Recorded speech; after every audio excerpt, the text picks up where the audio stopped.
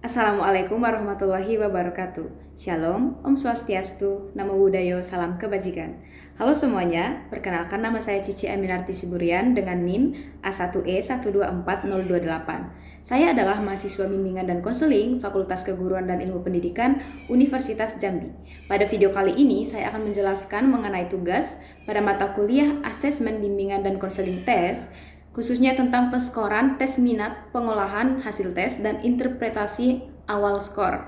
Secara umum, tugas ini bertujuan agar mahasiswa mampu memahami dan menerapkan prinsip-prinsip penskoran, pengolahan hasil tes, serta interpretasi awal skor dalam asesmen bimbingan dan konseling secara sistematis dan bertanggung jawab. Selain itu, mahasiswa juga diharapkan mampu melakukan penskoran terhadap instrumen tes minat non-lisensi, mengolah hasilnya, serta menjelaskan makna hasil asesmen secara sederhana dalam konteks layanan bimbingan dan konseling. Pada tugas ini, mahasiswa melanjutkan instrumen tes minat yang sebelumnya sudah dipilih dan dianalisis pada pertemuan sebelumnya. Fokus utama kegiatan ini adalah melakukan penskoran tes, mengolah hasil tes, membuat interpretasi awal terhadap skor yang diperoleh, serta menjelaskan hasil secara sistematis dan hati-hati. Dalam tugas ini, mahasiswa harus memahami bahwa hasil tes tidak hanya berupa angka, tetapi juga memiliki makna psikologis yang perlu dipahami secara tepat dan tidak boleh ditafsirkan secara berlebihan. Instrumen yang digunakan pada tugas ini adalah tes minat Riasek, yaitu instrumen yang mengelompokkan minat individu ke dalam 6 tipe kepribadian dan minat karir menurut teori John Holland. 6 tipe tersebut meliputi realistik, yaitu individu yang menyukai aktivitas praktik, teknik, dan pekerjaan lapangan. Yang kedua, yaitu investigatif, yaitu individu yang suka menganalisis, meneliti, dan berpikir secara logis. Yang ketiga, artistik, yaitu individu yang kreatif, imajinatif, dan menyukai seni. Yang keempat ada sosial, yaitu individu yang suka membantu, mengajar, dan berinteraksi dengan orang lain. Yang kelima yaitu enterprising, yaitu individu yang suka memimpin, memengaruhi, dan berwirausaha. Dan yang terakhir adalah konvensional, yaitu individu yang menyukai keteraturan, administrasi, dan pekerjaan terstruktur. Melalui tes Riasek, mahasiswa dapat mengetahui kecenderungan minat karir seseorang berdasarkan skor tertinggi dari 6 aspek tersebut.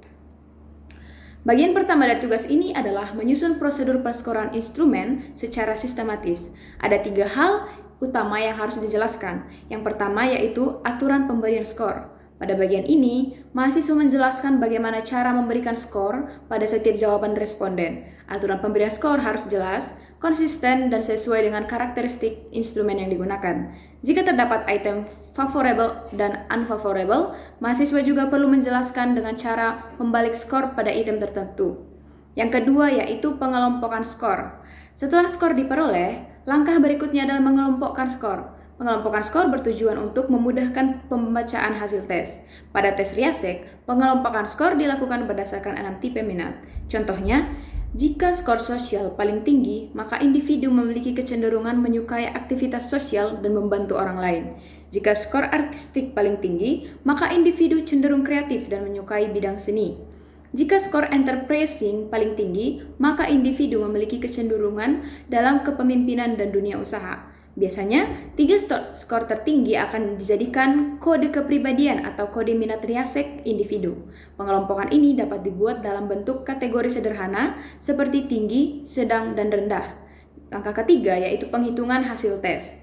Mahasiswa juga harus menjelaskan langkah-langkah menghitung hasil tes. Misalnya, menjumlahkan seluruh skor jawaban, menghitung skor total, mengelompokkan skor berdasarkan kategori, dan menentukan kecenderungan minat berdasarkan hasil skor. Penjelasan harus dibuat runtut agar mudah dipahami. Pada bagian kedua, yaitu simulasi pengolahan hasil tes. Pada bagian ini, mahasiswa diminta melakukan simulasi pengolahan hasil tes menggunakan data sederhana atau contoh respons. Artinya, mahasiswa membuat contoh jawaban responden lalu menghitung hasilnya sesuai prosedur yang telah dibuat. Pada simulasi ini, responden memperoleh skor tertinggi pada aspek sosial, artistik, dan enterprising. Hal ini menunjukkan bahwa responden memiliki kecenderungan minat pada aktivitas sosial, kreatif, serta mampu memimpin dan memengaruhi orang lain. Dengan demikian, kode Riasek responden adalah SAE. Bagian simulasi ini penting karena menunjukkan bahwa mahasiswa tidak hanya memahami teori, tetapi juga mampu menerapkan proses pengolahan data secara langsung. Pada bagian 3, penyajian hasil pengolahan skor. Hasil pengolahan skor harus disajikan secara sistematis. Mahasiswa dapat menggunakan tabel sederhana, grafik, kategorisasi skor, atau bentuk penyajian lainnya yang relevan dan cukup sederhana untuk mudah dipahami. Tujuan penyajian ini adalah agar hasil tes mudah dibaca dan dipahami. Misalnya, nama, kita berikan namanya adalah inisial A dengan skor 32 dengan kategori yang tinggi. Sementara B dengan nama B skornya 24 itu termasuk kategori yang sedang. Dan sementara C dengan skor 18 itu termasuk kategori yang rendah. Penyajian yang rapi akan membantu proses interpretasi hasil asesmen. Pada bagian 4 yaitu interpretasi awal skor. Selanjutnya, kami diminta untuk melakukan interpretasi awal terhadap hasil tes. Interpretasi awal berarti menjelaskan kemungkinan kecenderungan minat berdasarkan skor yang diperoleh. Namun, interpretasi juga harus dilakukan secara hati-hati dan tidak berlebihan. Contohnya, berdasarkan hasil tes Riasek, responden memiliki skor dominan pada tipe sosial. Hal ini menunjukkan bahwa responden cenderung menyukai kegiatan membantu orang lain, bekerja sama, serta berinteraksi sosial. Namun, hasil ini masih merupakan interpretasi awal sehingga perlu didukung oleh data lain seperti wawancara, observasi, maupun asesmen tambahan. Hal ini penting karena hasil tes tidak boleh langsung dijadikan kesimpulan mutlak. Dan bagian kelima, menjelaskan keterbatasan interpretasi. Mahasiswa juga harus menjelaskan keterbatasan dari hasil tes yang dilakukan ini. Artinya, mahasiswa perlu menyadari bahwa hasil tes bisa dipengaruhi kondisi responden, jawaban mungkin tidak sepenuhnya objektif, instrumen memiliki keterbatasan, dan interpretasi tidak boleh melampaui data yang tersedia. Tujuan pada bagian ini adalah melatih sikap profesional dan etika dalam asesmen bimbingan dan konseling. Dan pada bagian terakhir ada refleksi akademik. Pada bagian ini, mahasiswa menjelaskan pentingnya ketelitian dalam proses penskoran dan pengolahan hasil tes. Melalui tugas ini, kami memahami bahwa proses penskoran harus dilakukan secara teliti karena kesalahan kecil dapat memengaruhi hasil interpretasi. Kami juga belajar bahwa asesmen dalam bimbingan dan konseling membutuhkan tanggung jawab, objektivitas, dan etika profesional.